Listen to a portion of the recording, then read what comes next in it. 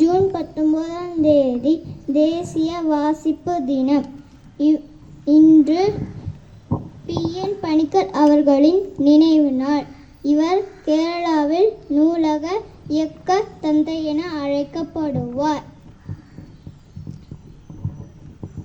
இன்று நான் ஒரு கதையை சொல்லப் போகிறேன். புத்தகத்தின் பேர் கீகி. ஒரு ஆட்டுக்குட்டி இருந்துச்சா.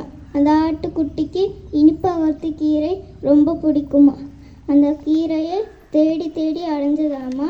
வீட்டை விட்டு ரொம்ப தூரம் போயதாமா. வானத்தில் ஒரு குட்டி மேகம் கை தட்டி கூச்சாமா. அதை பார்க்கலையாமா.